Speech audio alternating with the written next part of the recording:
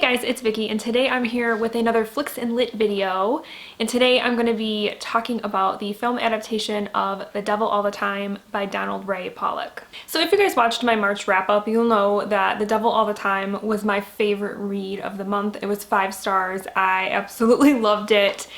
It basically centers around a group of people, and I actually read a film review of this that kind of describes it really well.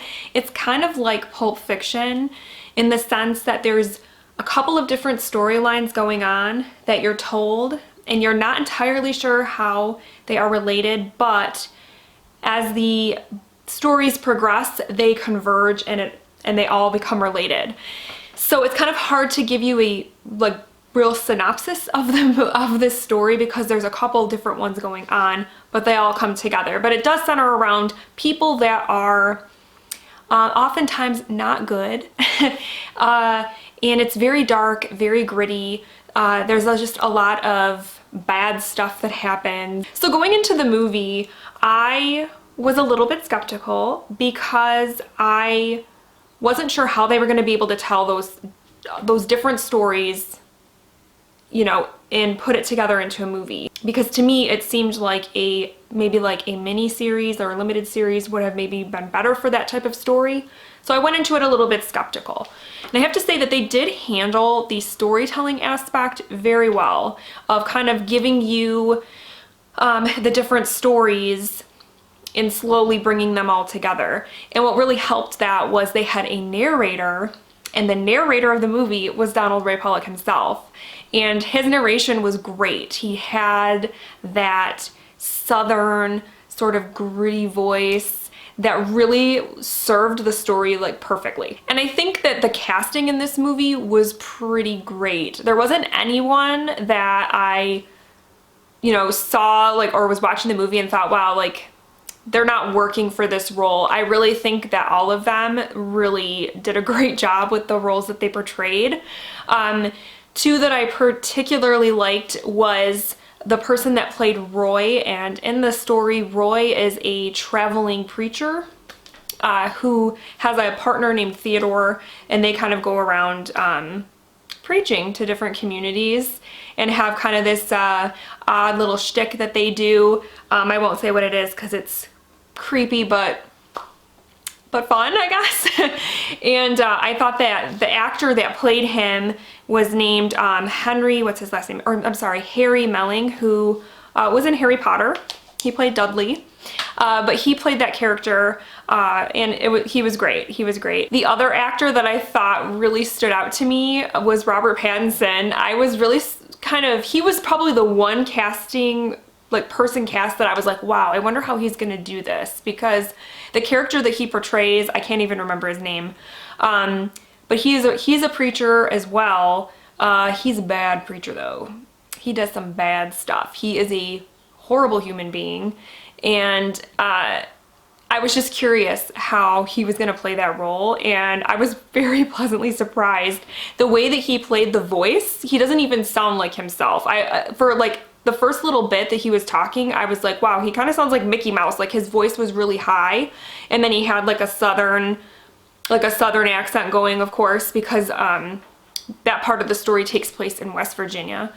And so at first it was a little bit weird hearing him speak in the movie, but then it was also very effective, because I read later that he kind of drew inspiration for the voice he wanted from like televangelists from the like 50s and 60s and 70s, and how they kind of sounded when they preached and such and did their sermons. And so when you think of it like that, you're like, wow, he was pretty perfect. And then one of our main characters, Arvin, who you actually don't see until, well, he's in the movie, but Tom Holland plays adult Arvin, and he doesn't show up until about 45 minutes into the movie, but his acting was also superb. He played the character very well, because Arvin was very, very soft and sensitive, but was also very hard, and was super tough when he had to be.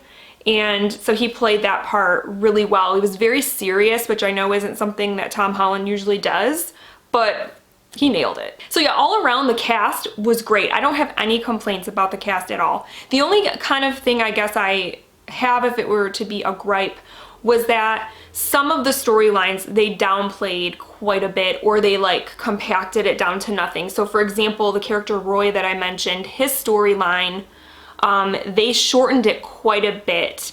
And so it kind of made his connection into like all the other stories a little bit less like serendipitous, a little less like fate, because it happened so quickly. So I kind of wish they would have still drawn his story out a little bit, because I also thought that he was a very interesting character in the book, and I kind of wanted to see more of him in the movie. But his storyline was definitely cut short in favor of the other stories. And then I would say the overall violence and like disturbedness was definitely toned down in this movie, even though it has an R rating. There was some of the stories that, particularly Willard's story, which is the first one you kind of get introduced to me was particularly disturbing in terms of the violence and stuff, and they definitely toned that down a lot. Also, some of the other storylines that deal with murder and violence and things also were super toned down. So I guess that's to be expected, because they do have to, even though it was an R rating, they still do have to maintain a certain level to keep even that R rating. So I guess I understand that. But I was expecting, even though it had a lot of grit and a lot of darkness like the book, it didn't go that far. It didn't go as far as the book. So I wasn't left as disturbed by the movie as I was by the book. So overall, I was skeptical, like I said, about it being a full-length movie. It's a 2-hour film. I was a little skeptical, thinking that maybe it would have been better as a miniseries, but now I think that they made it work, and a miniseries may have been too drawn out. So it's kind of hard to say. Like I said, they did have to cut down some of the other storylines. Like I said, Roy's storyline was cut down a lot, and I really feel like Carl and Sandy's was, which they were a married couple who were also serial killers. They had way more time in the book as well, but their story again was compacted down more. But yeah, overall, I enjoyed this movie. I thought Netflix did a pretty good job adapting it. There wasn't really, like I said, a whole lot that they cut out, but they did compact timelines, I guess, and tone down on the violence. So other than that though, I thought it was a decent adaptation, and I think that if you're interested in watching it, you definitely should. Though the book is a lot better. If you want more grit and more darkness and just a more messed up story, definitely pick up the book. The writing is fantastic. It's been a while since I've read a book that left me feeling like The Devil All the Time did. So I would say watch the movie, but definitely read the book, because it's really, really good. All right, guys, so those are my thoughts on The Devil All the Time, the film adaptation on Netflix. Let me know down below if you have seen the movie, what you thought of it, or if you've read the book and seen the movie. I would love to hear your thoughts on how the adaptation went for you. And as always, if you have any recommendations for further Flicks and Lit videos, please let me know down in the comments. I'm always looking for suggestions. And with that, I have nothing else to say, guys. So I hope you are having a wonderful week, and I will talk with you soon. Thank you so much for watching. Bye.